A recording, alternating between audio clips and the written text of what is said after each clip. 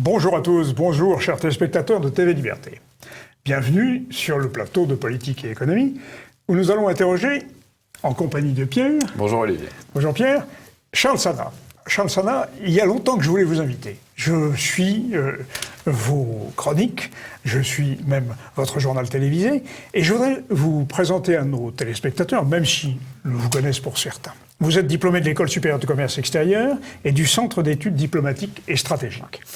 Vous avez commencé votre carrière dans les années 97, c'est ça, dans les nouvelles technologies au sein du groupe Altran, puis à la BNP, et maintenant vous êtes un travailleur indépendant. Est-ce que je peux risquer la formule? Absolument. Ce travailleur indépendant est d'une grande productivité, si je puis dire, puisque vous avez à la fois insolencia.com, alors là, nos téléspectateurs auront toute l'actualité économique analysée par Charles Sana avec une pertinence et un humour qui ne sont pas négligeables. C'est ça qui est intéressant.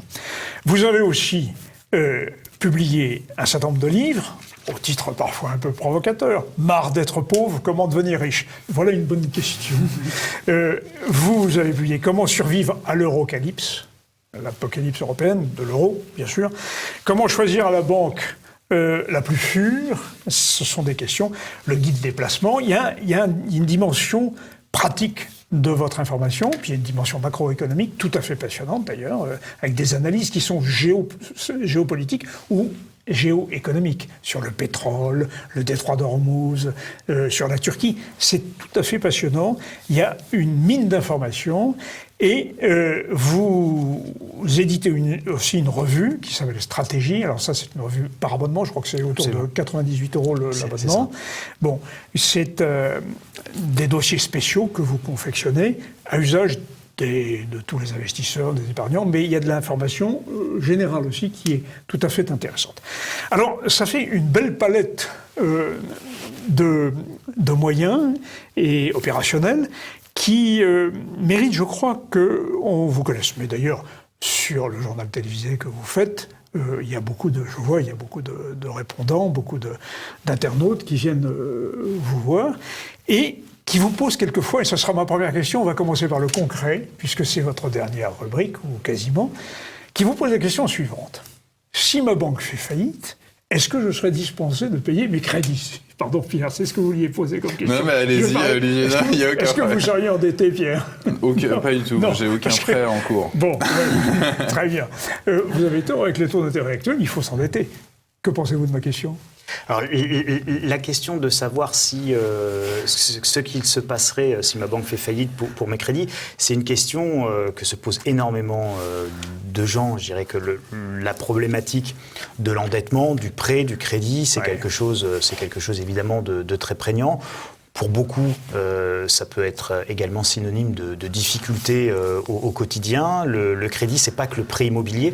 Le crédit, c'est aussi parfois le crédit à la consommation et c'est parfois le crédit à la consommation forcé par des situations personnelles qui sont souvent douloureuses ou qui sont issus d'un problème. Donc c'est vrai que une voiture qui casse au mauvais moment, une période de chômage, enfin des soins médicaux qui ne sont pas remboursés parce qu'il y en a de plus en plus. Donc on a une forme de précarité qui amène beaucoup de gens à faire des crédits. Donc du coup, quand on demande à notre ami Google comment faire pour pas rembourser son crédit, vous avez 113 millions d'occurrences. Donc c'est une question qui est très prégnante chez les gens. Alors, qu'est-ce qui se passe si jamais ma banque fait faillite? Votre crédit, c'est une créance. Vous devez à la banque. Donc, la banque détient une créance sur vous. Et cette créance, c'est un actif de la banque. Elle peut évidemment céder votre crédit, le revendre. Donc, si, basiquement, une banque fait faillite, qu'est-ce qui va se passer? Vous avez une autre banque qui va a priori la racheter, qui va racheter ses actifs. Donc les actifs pourris. Alors on a le cas d'ailleurs avec la Deutsche Bank actuellement. Oui. Donc sur la Deutsche Bank, il y a beaucoup ce qu'on appelle d'actifs pourris, c'est-à-dire des créances plus ou moins irrécouvrables. Eh bien, qu'est-ce qu'on en fait? On crée une bad bank à côté. Voilà. Alors la bad bank, c'est le terme anglais qui veut dire mauvaise banque.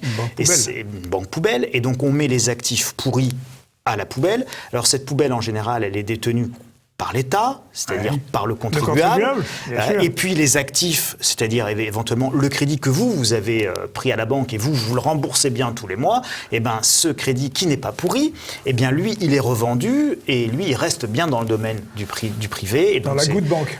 Dans la goutte banque, si qui est privée, donc on se retrouve toujours chaque fois avec le même mécanisme, on privatise les gains, on nationalise les pertes.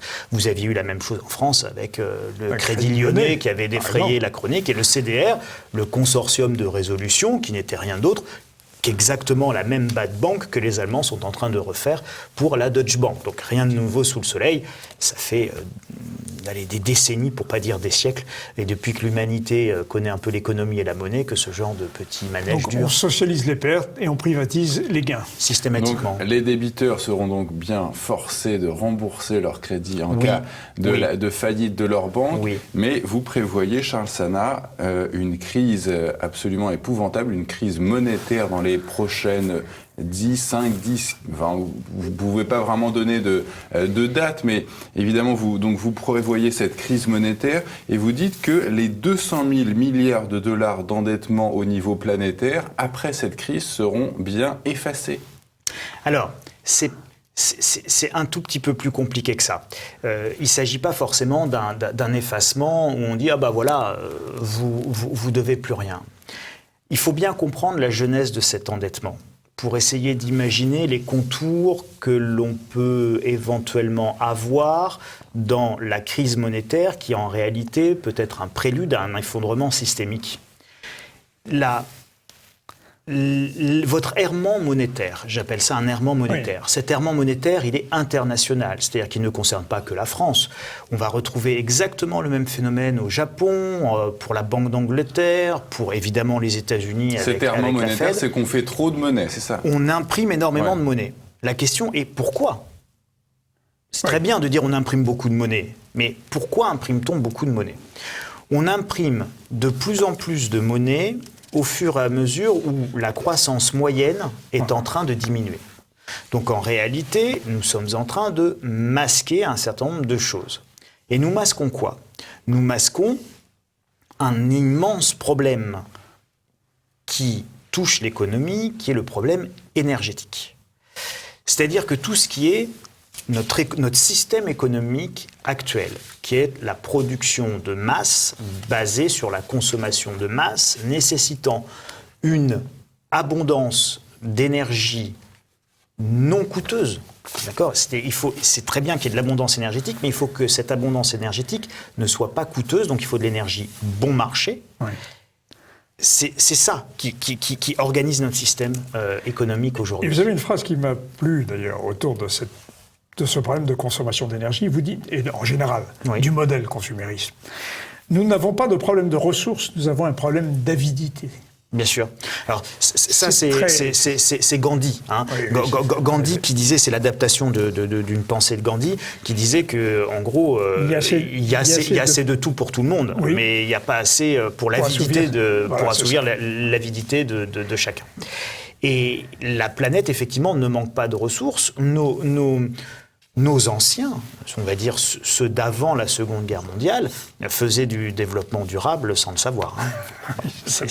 Et nous faisons de la pollution en voulant faire de l'écologie. Vous avez des développements, c'est le cas de le dire, sur justement le problème de l'écologie, qui sont tout à fait originaux et tout à fait intéressants. Et je recommande à nos téléspectateurs d'aller lire ce que vous en dites, avec toujours cette petite pincée d'humour et de pessimisme dissimulé, parce que vous concluez toujours en disant ça va très mal, mais rien n'est perdu, quoi. C'est à peu près ce que vous dites. Oui, mais parce que rien n'est perdu. L'humanité a des trésors d'ingéniosité. On a déjà vu plusieurs fois dans notre histoire des cas d'effondrement de la France avant des redressements assez spectaculaires. Bon, voilà, donc si vous voulez, effectivement, rien en soi n'est perdu. Simplement, je crois qu'il faut être conscient que les banques centrales ne font pas n'importe quoi, contrairement à ce qu'on pourrait tenter de dire. Elles ne font pas n'importe quoi. Quand elles font du quantitative easing, vous pensez qu'elles accompagnent la fin d'un système. Nous sommes en soins palliatifs monétaires. Pourquoi ? Parce que nous sommes en soins palliatifs énergétiques. Et la réalité... Ça veut dire qu'il y a de moins en moins d'énergie ? Il y a de moins en moins d'énergie pas chère. Oui. D'accord ? C'est-à-dire que l'énergie est de plus en plus coûteuse. Vous avez un certain nombre de signaux faibles qui deviennent de plus en plus forts. L'Arabie Saoudite qui lance Vision 2030, parce qu'en 2030, l'Arabie Saoudite n'a plus de pétrole. Oui. Bon. Les gaz de schiste américains qui ont pris le relais aujourd'hui en termes de quantité de production. L'Amérique est le premier exportateur. Absolument. Il faut savoir que c'est une industrie qui perd de l'argent chaque mois.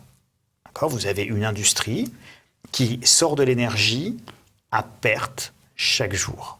Et on parle de centaines de milliards. J'ai les graphiques, je l'avais amené, je ne sais pas si on peut le montrer, etc. Mais c'est très très important de se rendre compte. Ici, on a ce qu'on appelle, on a le cash flow. Alors c'est le graphique du bas, c'est celui-là. Donc c'est les fracking companies, donc les compagnies d'exploitation de fractions, de gaz de schiste. Et vous voyez ici, c'est le cash flow, c'est-à-dire qu'en réalité, le cash flow est négatif, le zéro est là, ça va de moins 1 à moins 6, et vous avez par trimestre. Et donc, cette industrie perd tout ce qu'elle peut. Comment peut-on masquer les pertes de cette industrie ? Évidemment, par la planche à billets. Ouais. Comment peut-on masquer les pertes d'un système de retraite, qu'il soit par capitalisation ou qu'il soit par répartition ? D'ailleurs, petite digression, vous remarquerez que plus personne ne parle du système par capitalisation à mettre en France. Bon, pourquoi ? Parce qu'il est à peu près autant en faillite dans le monde anglo-saxon que notre système par répartition peut l'être chez nous, pour une simple et bonne raison, c'est que vous avez le défi démographique qui est bien là, la génération des baby-boomers dont il faut financer les retraites, très nombreux, avec des taux zéro. Voilà. Donc il n'y a pas de rendement dans le système par capitalisation et il y a des énormes déficits dans le système par répartition. Donc qu'est-ce que vous faites ? Vous imprimez de la monnaie. Et c'est le Japon qui est le plus en avance et c'est la Banque centrale du Japon, la BOJ, Bank of Japan, qui en réalité, aujourd'hui, dispose même de 40% du Nikkei, oui, c'est ça, acheté à travers des fonds et des trackers. Vous rejoignez Jacques Sapir dans cette analyse qui disait ceci exactement. C'est la Banque centrale japonaise qui possède au fond le capital. Et qui assure la liquidité en créant de la monnaie. Mais alors pour éviter l'insolvabilité et la masquer. C'est pas bon, selon vous ? C'est ni bon ni mauvais. Oui. En réalité, vous n'avez pas le choix. Oui. Il faut bien comprendre qu'en faisant ça, les banques centrales, qui, encore une fois, j'insiste, ne font pas n'importe quoi, elles masquent l'insolvabilité généralisée d'un système.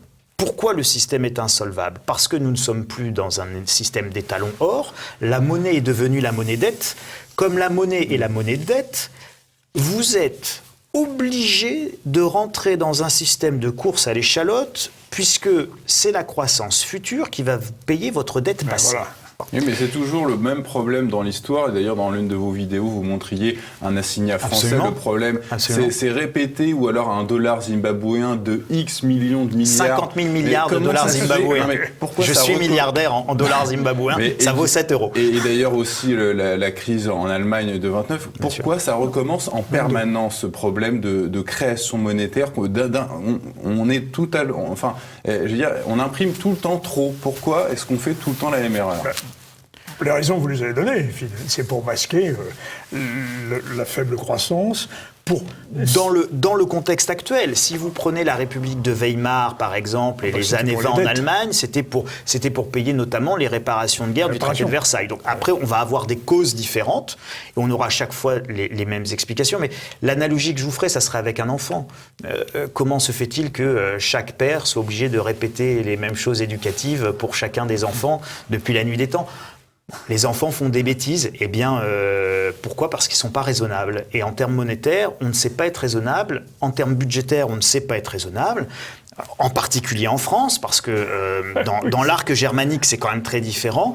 Si vous prenez aujourd'hui les chiffres macroéconomiques allemands, néerlandais, autrichiens, vous avez des gestions budgétaires qui sont en ligne avec les taux de croissance.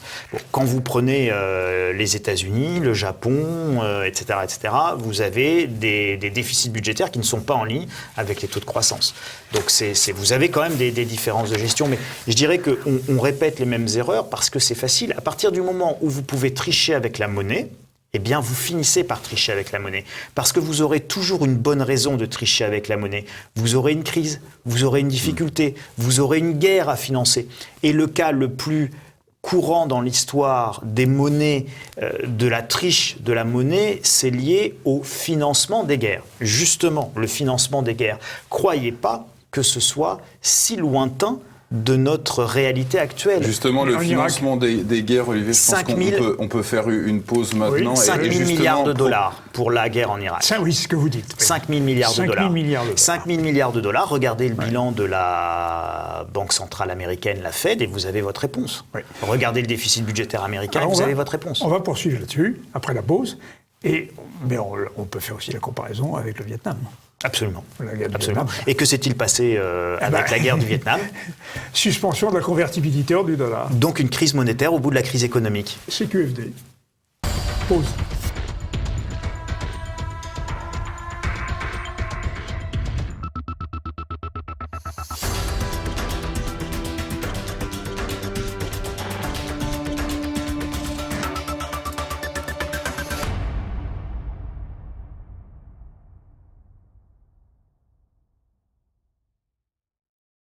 Toujours avec notre invité Charles Sana. Charles Sana, dans l'une de vos vidéos sur votre chaîne Insolentia, vous l'annoncez, d'ici fin juillet, la Banque centrale américaine, la Fed, va baisser les taux, alors que, selon les statistiques, il y a de la croissance et le plein emploi. Mais alors, où est l'erreur ? Alors l'erreur, elle est dans les chiffres. C'est-à-dire que, vous savez, c'est comme dans l'ex-Union soviétique. Alors en ex-URSS, chaque année, on produisait tellement de blé qu'en fait, on battait le record de l'année précédente. Et puis, dans les boutiques et dans les boulangeries, il n'y avait pas de pain. Hein. Mais pourtant, vraiment, la Pravda titrait encore des récoltes records, encore une superbe récolte. Et vraiment, tout le monde mange à sa faim. C'est absolument extraordinaire grâce au Politburo et au travail remarquable du Parti communiste. Bon. La réalité, c'est qu'on triche petit à petit dans les statistiques. Alors, c'est très insidieux. C'est-à-dire que vous faites une modification, puis une autre, puis vous en intégrez une autre. On fait exactement la même chose en France, et l'INSEE fait exactement la même chose. Chômage, oui, on change un petit peu les définitions. On change le périmètre, on diminue un petit peu tel agrégat, tel paramètre. Bon, bref, on fait une petite tambouille, et à la fin, année après année, miette après miette, vous vous retrouvez avec des statistiques qui n'ont strictement plus rien à voir avec la réalité. Et c'est exactement ce qui se passe avec le taux de chômage aux États-Unis. Donc on vous annonce un taux de chômage actuellement à 3,7%. Autant dire, c'est le plein emploi. Oui. Bon. Oui. Sauf que si vous allez regarder, et ça je vous ai amené le graphique, donc vous allez regarder les food stamps, qui sont les timbres, les bons alimentaires aux États-Unis. Oui. Alors, c'est vrai que ça a beaucoup baissé. Donc on est monté à 47 millions d'Américains qui avaient droit aux bons alimentaires aux États-Unis. Donc c'est un peu l'équivalent de la soupe populaire, mais moderne, parce qu'on vous donne une carte bleue qui vous permet... C'était une invention de Kennedy. Absolument. Et qui vous permet d'aller acheter, aujourd'hui, c'est une carte bleue qui vous permet d'aller faire vos courses au supermarché. Voilà. Donc voilà, et qui est crédité d'un montant de 120 ou 140 dollars d'argent public par bénéficiaire. Bon, par allocataire, si vous voulez. Mais pour y avoir droit, il faut vraiment ne rien avoir. Vous n'avez plus $1 en poche, vous n'avez plus de boulot, vous n'avez pas de voiture, votre voiture a été revendue, et vous n'avez pas plus de 500 ou 600 $, me semble-t-il, sur votre compte en banque. Enfin bon, il faut vraiment plus rien avoir pour pouvoir être bénéficiaire des timbres de nourriture. Les food stamps, c'est 47 millions d'Américains qui en sont attributaires, me semble-t-il, en 2013. Et on est au plus haut. On est au plus haut. Aujourd'hui, on est à 36 millions. Oui. 36 millions de gens qui n'ont rien. Alors, vous allez me dire, ah oui, bon, d'accord, mais ça fait combien en pourcent de la population américaine? Voilà qui commence à être intéressant. Eh bien, ça fait à peu près 16% en 2013, et ça fait 11,7% aujourd'hui en 2019. Alors, il ne faut pas regarder le taux de chômage de 3,7%. Il faut regarder le taux de food stamps et de gens allocataires des timbres de nourriture pour dire, ben voilà, on serait plutôt à 11%. Alors, évidemment, il n'y a pas que des gens en âge de travailler dans la population qui est allocataire et qui est bénéficiaire. Vous allez avoir des gens qui ont perdu leur retraite, des gens qui n'ont pas pu mettre de côté suffisamment, etc., etc. Donc, vous avez plein de cas. Donc, on ne peut pas non plus faire l'analogie de manière complète. Mais vous avez là un premier indicateur qui vous dit « Ah, attention, mon taux de misère, mon taux de difficulté dans un pays où il n'y a pas d'aide, c'est quand même pas tout à fait le même que juste le taux de chômage de 3,7%. Et ça, la Réserve fédérale le sait. Ensuite, vous avez un autre indicateur, qui est celui de la croissance. Vous avez aux États-Unis 2,10% de croissance pour 3,8% de déficit budgétaire. Oui, donc quand vous faites 2% de croissance et 3% de dette, et que les deux, c'est la même base, c'est votre PIB, vous êtes en réalité en décroissance d'1. Bon, donc vous voyez bien que là, en réalité, vous n'avez pas de croissance. Vous avez une illusion de croissance qui repose sur encore plus de dépenses. Trop élevé, en quelque sorte.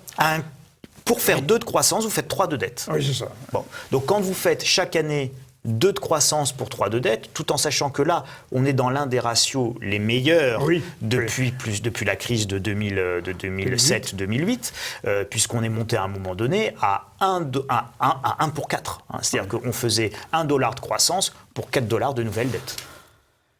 Et Olivier Delamarche va même plus loin. Il dit qu'on peut même considérer que c'est de 1 à 7.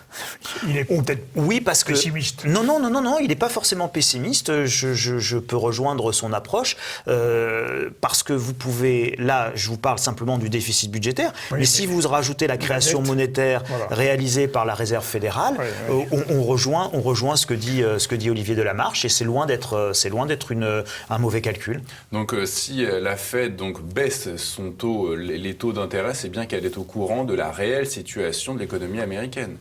C'est qu'en réalité, moi je l'ai toujours dit, je l'ai toujours écrit, je n'ai jamais cru à cette normalisation de la politique monétaire de la Réserve fédérale, qui était avant tout de la communication et du pilotage via la communication. Il y a un moment quand même, en octobre-novembre 2018, où on a cru qu'elle ferait remonter le taux d'intérêt. Elle l'a fait. Elle l'a fait. Elle l'a fait. C'est-à-dire qu'on est reparti quasiment de 0 pour arriver à 2,50. Oui. Et puis, à 2,50, qu'est-ce qui s'est passé ? Vous avez commencé à voir un effondrement du marché boursier et un effondrement du marché obligataire. C'était en octobre 2018. Moi, je l'ai totalement annoncé et j'ai dit exactement ce qui allait se passer. Il ne fallait pas être devin.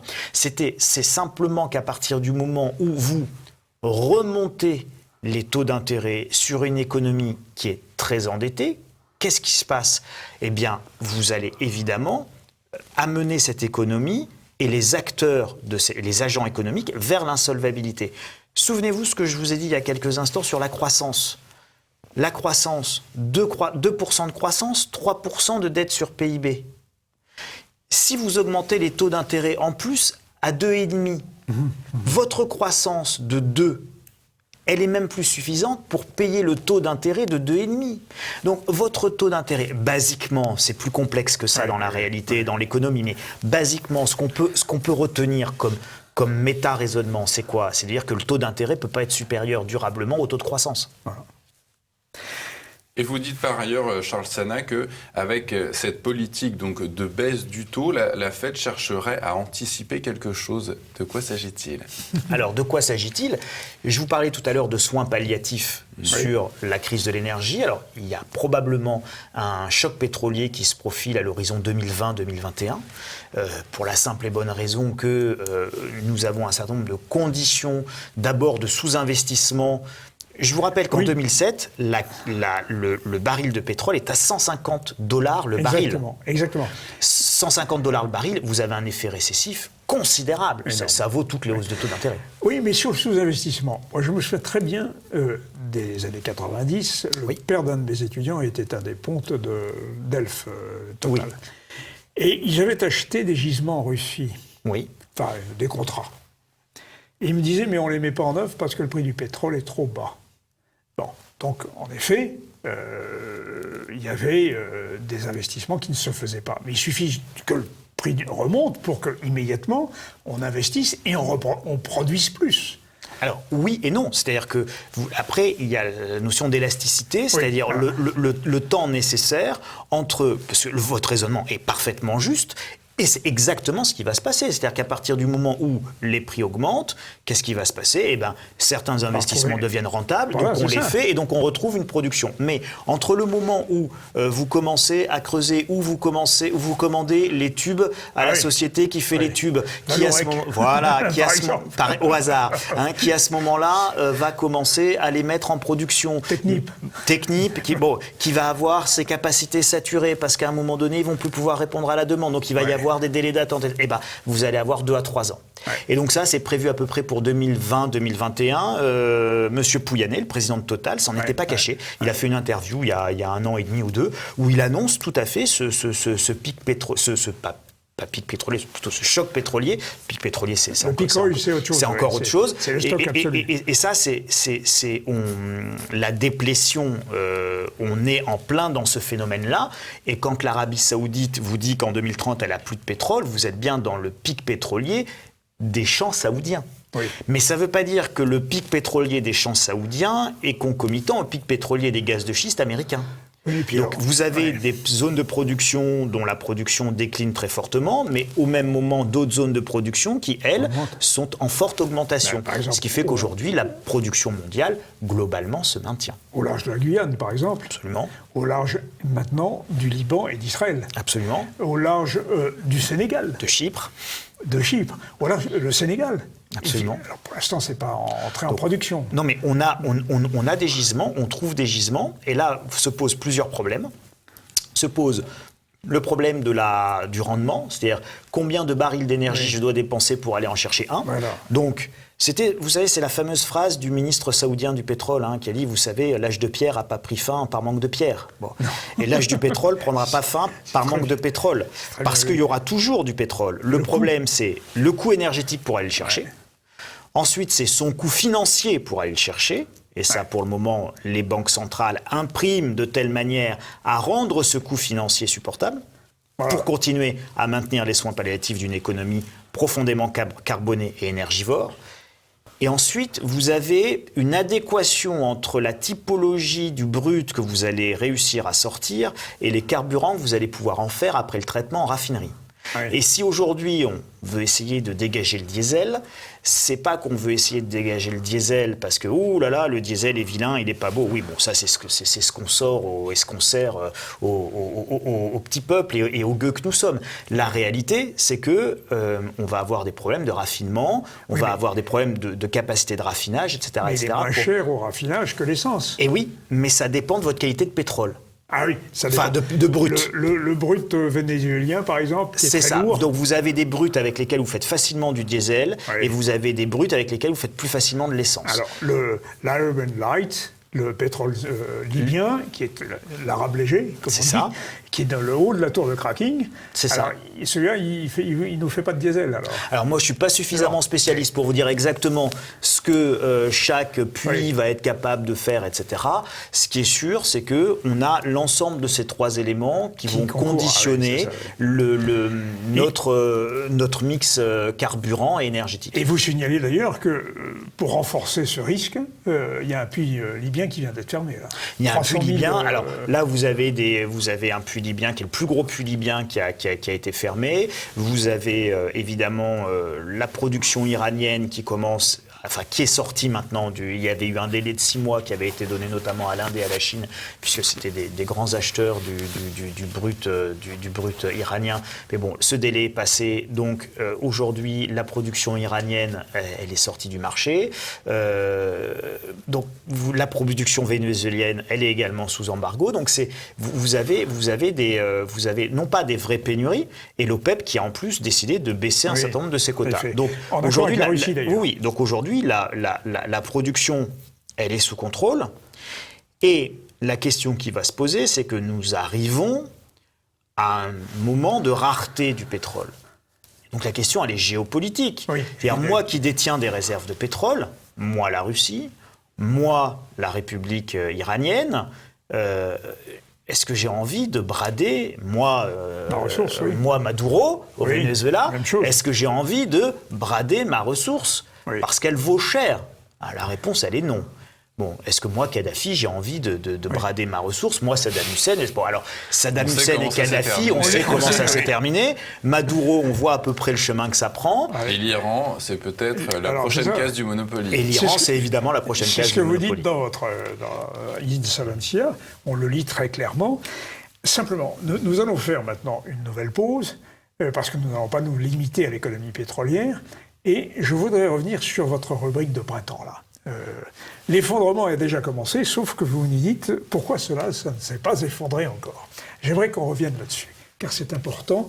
Vous faites partie, pardonnez la comparaison, des cavaliers de l'Apocalypse. Vous savez, il y en a quelques-uns qui, sur ce plateau, nous prédisent des difficultés graves, et je vois des objections. Ces objections disent « oui, mais ça fait combien de temps que vous nous prédisez la catastrophe et elle n'arrive toujours pas ?» Or, vous répondez à cela, et vous répondrez donc dans la dernière partie.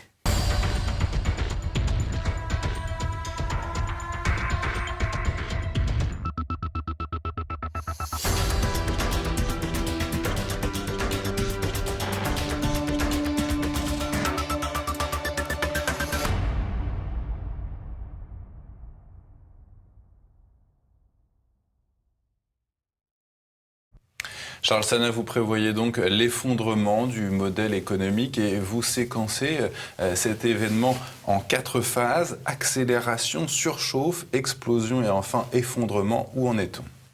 Alors, on est dans l'accélération. Au début de la phase, au début de la séquence. Au début de la séquence, absolument. Alors, ce qu'il faut avoir présent à l'esprit, c'est qu'effectivement, très souvent, on dit oui, mais enfin, ça fait des années qu'on dit que ça ne va pas bien se passer, jusqu'où on peut aller regarder le Japon, finalement, ça fait 30 ans qu'ils impriment, bon, ça tient encore, etc., etc. Mais c'est pour ça que ça ne s'est pas effondré.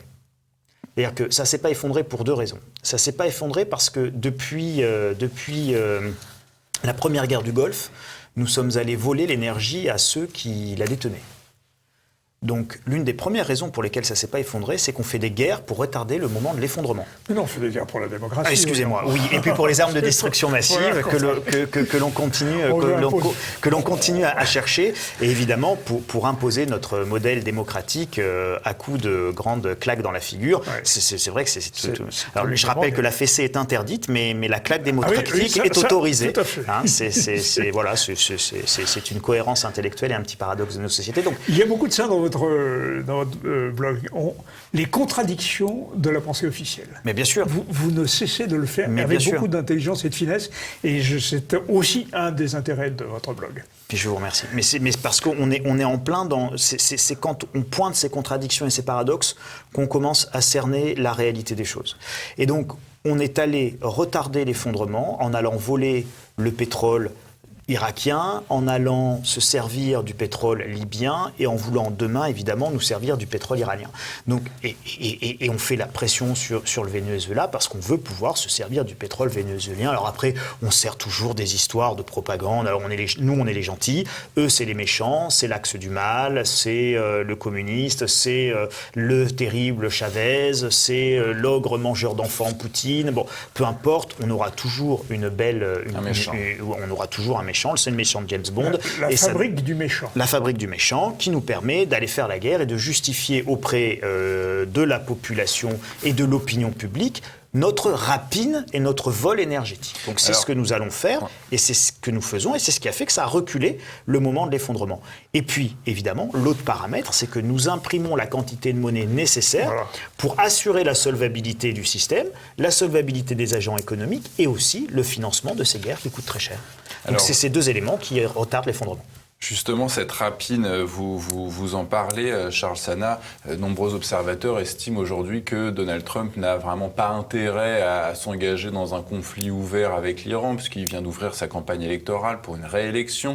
Or, vous estimez qu'à une certaine date, tous les feux seront au vert pour justement une attaque des États-Unis contre l'Iran. Quand est-ce que vous estimez que cela pourrait se produire?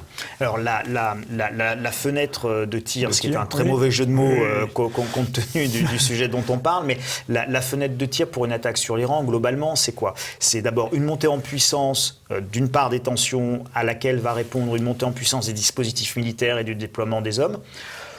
Pour faire une guerre contre l'Iran, d'après le Pentagone, il faut 120 000 soldats, quelques centaines d'avions, beaucoup de munitions, donc toute une armada logistique qui va devoir se déployer. Donc ça, c'est une montée en puissance qui va demander plusieurs mois. Cette montée en puissance, il va falloir qu'elle soit justifiée politiquement, et donc avec tout ce qui se passe actuellement dans le Golfe, les provocations des uns auxquelles répondent les provocations des autres, etc. Alors, tout ça, il ne s'agit pas de démêler le vrai du faux, il s'agit simplement de dire que visuellement, ce qui se passe et ce que l'on dit officiellement, c'est qu'on voit bien cette montée des tensions. Et cette montée des tensions, à chaque fois, on y répond par un déploiement de forces supplémentaires. La dernière grande information, ça a été le prince Ben Salman d'Arabie Saoudite qui a autorisé le déploiement de forces américaines sur le sol saoudien, ce qui est une première depuis la guerre du Golfe. Oui, donc, absolument. C'est un indice très très fort, donc les Américains vont continuer à déployer des forces, ils vont monter en puissance, et chaque provocation iranienne va être l'occasion de monter un peu plus en puissance son dispositif. Ça va justifier cette montée en puissance. Donald Trump continuera à parler de paix et à dire qu'il n'a absolument pas intérêt à la guerre. Et puis, effectivement, il n'a pas intérêt à la guerre. Et puis là, pour justifier la guerre, il va falloir dire on a été obligé. On n'a pas pu faire autrement. Donc, c'est évidemment le jeu électoralement, il n'a pas intérêt, mais économiquement, il a quand même intérêt à aller prendre le... Économiquement, il a intérêt, politiquement, il a intérêt, géopolitiquement, il a intérêt, énergétiquement, il a intérêt, Israël a intérêt, l'Arabie Saoudite a intérêt. Oui, ça fait beaucoup de monde qui ont intérêt. Une réserve que vous faites et que vous signalez, c'est qu'il y a la Turquie qui vient de s'équiper, qui fait partie de l'OTAN et qui s'équipe en SS-400 russe. Autrement dit, la Turquie se défend en quelque sorte contre l'OTAN, ou voudrait ne pas défendre de l'OTAN pour sa défense, ce qui est quand même une donnée assez nouvelle. Vous avez un basculement très fort actuellement de la Turquie, oui, absolument. Et d'ailleurs, Donald Trump a évoqué des sanctions, et c'est là quand même pour la première fois, des sanctions contre la Turquie qui est accessoirement membre de l'OTAN. Les sanctions sont en cours, mais par le biais financier et monétaire. On pénalise la Turquie. Absolument. On peut penser ce qu'on veut du régime de M. Erdogan. Non, mais c'est pas la question, me semble-t-il. C'est autre chose, voilà. Là. C'est autre chose. Mais ce qui est évident, c'est qu'il y a un jeu très très fort au sujet de la Turquie. C'est une vraie thématique, parce qu'effectivement, vous avez un axe, d'ailleurs, Syrie, Turquie... Le croissant chiite. Absolument. Iran, et avec la Russie derrière... La Chine qui n'est pas absente, parce que la Chine a de 85% du pétrole chinois, que les Chinois achètent. Ils l'achètent en Iran ça vient du Golfe Persique. Donc si demain le Golfe Persique est bloqué, et les Iraniens peuvent bloquer le Golfe Persique de manière assez facile, le détroit d'Ormuz est tellement petit que même les Américains ne pourront pas empêcher le blocage du détroit par les Iraniens. Ça veut dire que vous avez 85% du pétrole chinois qui n'arrive plus. Donc, pas la peine de faire des sanctions et des droits de douane contre la Chine. Il suffit d'aller taper l'Iran, et la Chine n'a plus de pétrole pour son industrie. Et vous n'avez plus de basket Nike. Concrètement, une action contre l'Iran, comment ça s'organiserait ? Est-ce que ça serait des frappes ? Mais alors après, qu'est-ce qu'on fait après les frappes ? Ou alors est-ce que ça serait carrément un déploiement de forces au sol ? Charles Sana l'a dit, 120 000 soldats, pas plus. Je ne voudrais pas qu'on aille non plus trop sur la géopolitique et qu'on force notre... Juste pour conclure d'un mot là-dessus, si vous voulez, à partir du moment où la boîte de Pandore d'un conflit contre l'Iran sera ouverte, on ne sait pas comment ça va se terminer. Et là, effectivement, c'est terra incognita militaire, politique, géopolitique. Quelle sera la réaction de la Russie ? Elle peut être absolument terrible, comme elle peut être très mesurée, mais elle peut être terrible. Et Poutine peut tout à fait tracer une ligne rouge en disant on ne touche pas à l'Iran de cette façon-là. Oui, il peut aujourd'hui, on ne sait pas. Choisir de régler la question ukrainienne, qui serait une monnaie d'échange intéressante. Il peut aussi échanger ça. Voilà. Absolument. Non, mais on ne sait pas. On ne sait pas. Je ne voudrais pas non plus que nos téléspectateurs pensent que Charles Sana n'est que sur la géoéconomie et géopolitique. Il y a énormément d'informations économiques aussi et des analyses sur l'écologie. On n'aura pas le temps de tout traiter parce que c'est d'une grande richesse. Simplement, vous évoquez, toujours dans votre insolencia, d'autres sujets qui nous ramènent un peu en Europe. Je vais en citer quelques-uns parce qu'il nous reste assez peu de temps. Vous avez fait un très bon papier sur la déséducation nationale, entreprise de destruction massive. Je renvoie nos téléspectateurs à la lecture, mais le modeste auteur d'un livre il y a 20 ans qui disait ce que vous dites maintenant, nous ne sommes pas de la même génération, m'a fait plaisir en quelque sorte. Alors, vous signalez d'autres choses. Il y a des articles très intéressants. Chine, la hausse du PIB de 6,3% est la plus faible depuis 27 ans. Intéressant ça. C'est-à-dire que la Chine subit vraiment le ralentissement économique à cause des réactions américaines Non. Je crois pas que ce soit lié. Aux États-Unis. Au libre-échange. Enfin, au problème du libre-échange. Non, c'est pas lié à la guerre commerciale avec les États-Unis. C'est lié à une émergence chinoise qui a déjà beaucoup émergé.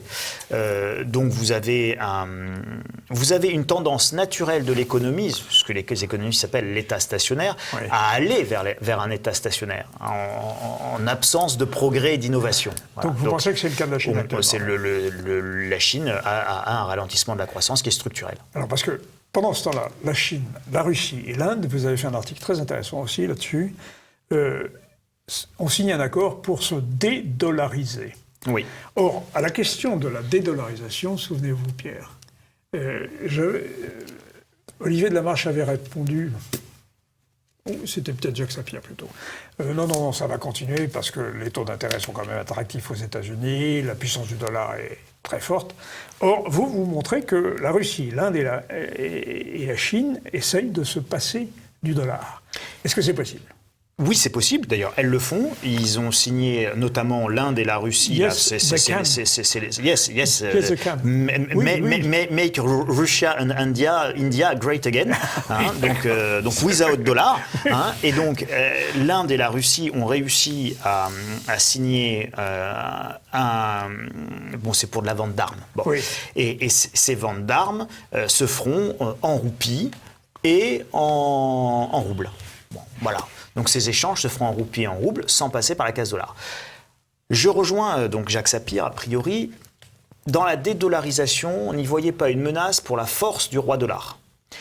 Parce que c'est pas ça qui est en ligne de mire. Ce qui est en ligne de mire, c'est les lois d'extraterritorialité, les privilèges d'extériorité imposés par les États-Unis, qui considèrent qu'à partir du moment où tous les deux vous utilisez le dollar dans une transaction, si je considère moi américain que cette transaction ne répond pas à ma loi fédérale, je vais vous assigner. Alors, tant que vous êtes qu'en France, vous risquez pas grand-chose. Mais enfin, si vous sortez du territoire et que je mets un mandat d'arrêt international, vous pourriez être extradé. Si vous êtes la BNP Paribas et que vous avez mon ancienne maison et que vous avez un siège aux États-Unis et que vous avez besoin d'avoir ce siège et cette licence bancaire aux États-Unis pour pouvoir donner à vos clients du dollar autant qu'ils en réclament, eh bien, vous payez 9 milliards de dollars d'amende aux États-Unis. Donc vous avez intérêt à vous dédollariser pour les transactions qui ne sont pas conformes aux règles américaines. Mais ça ne met pas en cause la force du dollar.